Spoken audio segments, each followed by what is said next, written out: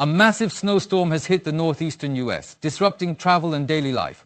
Over 9,000 flights have been cancelled, and more than 150,000 homes have lost power. Lee Hanna reports. A blizzard sweeps across the highway, hitting vehicles as they drive.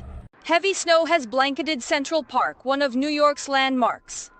As of the 22nd, a powerful blizzard with winds up to 80 kilometers per hour has struck the northeastern U.S. This storm is so severe that a blizzard warning was issued for the first time since 2017. Once again, New York State is in the crosshairs of a very dangerous, fast-moving, potentially life-threatening winter storm. Around 9,000 flights canceled. Over 150,000 homes are without power.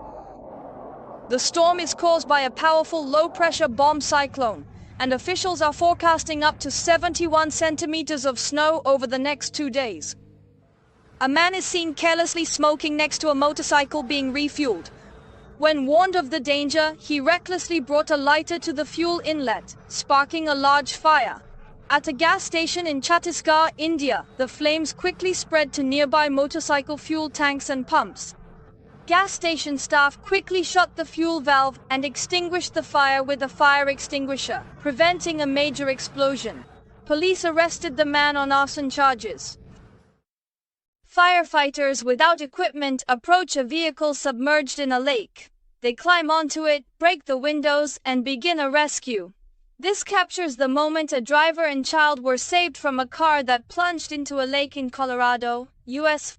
The fire department has successfully rescued all passengers from the submerged vehicle, but the driver remains in critical condition. MBN News, Lee Hanna.